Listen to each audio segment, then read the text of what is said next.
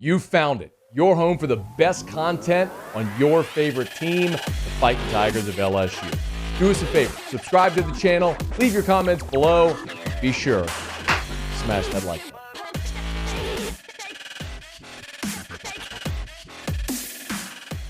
Last week, late in the week, it was on Thursday, as a matter of fact, Ryan Clark was in studio, and we discussed what was a conversation had on The Fan in New York about Mike Tomlin possibly going to the college ranks. If you remember, Doug Whaley, who's the former Bills GM, also spent time in Pittsburgh, went on The Fan in New York, and said that Mike Tomlin would be a good candidate for either USC or LSU. They could pay him a bunch of money. He wouldn't have to start over with Ben Roethlisberger. You remember the whole thing. Ryan Clark came in studio, and we discussed that conversation, those comments from Doug Whaley. And the thing that I told you last week, which will always be true, is that any time a coach's name like that pops up, it is not by happenstance. There is an intended purpose that is planted somewhere. Doug Whaley didn't just go on The Fan in New York and decide he was going to throw that out there just to see. Somebody, if it was Mike Tomlin or his agent or someone affiliated with one of the coaching searches, put that bug in his ear, which he then took to air. Mike Tomlin today was asked about these rumors, but before we get to that, let's hear what Mike Tomlin said.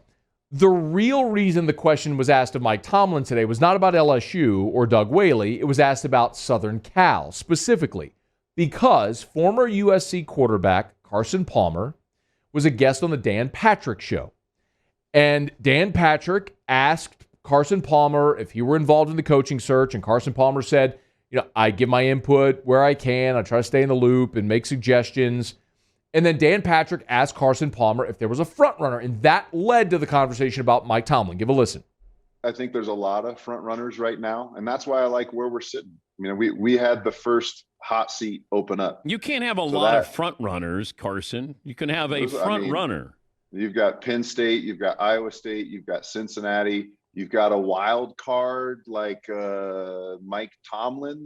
That if Mike Tomlin wants out, I think, at the end of the day, there is not a direct, that's the guy everybody's pointing their fingers at. There's a lot of great options. Has Mike USC, Tomlin hypothetically been discussed? I'm sure he has. I think anybody is a potential candidate right now. And that's what's so great about the job is it can lure an NFL guy in that's tired of their current situation and worried about, is Ben Roethlisberger gone? Is he done? Who are we going to draft? Does Mike Tomlin have to start over with a first-round young rookie quarterback? Everybody's on the table, being that job is so big and so coveted. I think there's a bunch of people that are in the discussion. And once we get to week 16, 17 of the NFL season and the college football season is over, we'll have a direct front runner.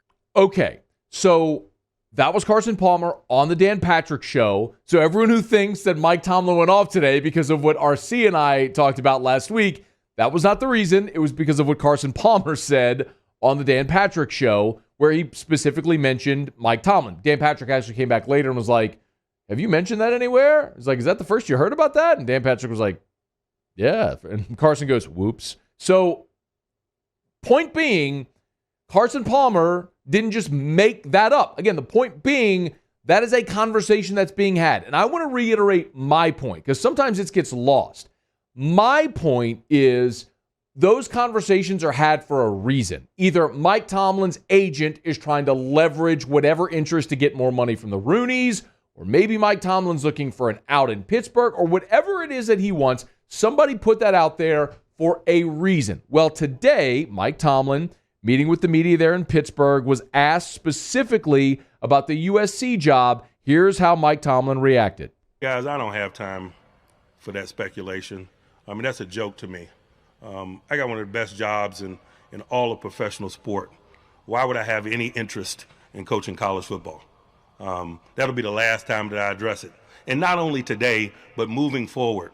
Never say never, but never. Okay? Anybody else got any questions about any college jobs? There's not a booster with a big enough blank check. Anyone else? All right. Thank you. Anybody asking Sean Payton about that? Anybody asking Andy Reid about stuff like that? Well, boosters, your move. Never challenge a rich man with his checkbook. I've learned that over the years as well. And they might not have asked Sean Payton or Andy Reid, but they did ask Nick Saban about this back in 2006. I don't know how else I can say it, guys. I've said it 3 different occasions. Well, then I guess I have to say it. I'm not going to be the Alabama coach. I think I've said this over and over and over again. I mean, if we're playing the denial game again, remember the 3 categories of denials? There's the non-denial, the non-denial denial, and then there's the denial. I think it's safe to say that both Mike Tomlin and Nick Saban fall squarely in the denial category. When you flatly say never, but never, that's a denial. When you're Nick Saban and you say, I'm not going to be the Alabama coach, that's a denial. And Saban, I think you might have heard, did actually end up becoming the Alabama coach. I'm not telling you that Mike Tomlin's going to USC. I'm not telling you Mike Tomlin is going to LSU. What I am telling you is stories like that don't just get floated for no reason. Something will happen with Mike Tomlin this offseason, be it more money, bigger contract, whatever. Like something's going to happen there because that doesn't just get floated for no reason whatsoever. The other big name out there is James Franklin. And James Franklin, it was first reported by Football Scoop, has switched agents. He had Trace Armstrong of Athletes First, who infamously represented Tom Herman in the 2016 ordeal with LSU. But James Franklin has switched to CAA and Jimmy Sexton.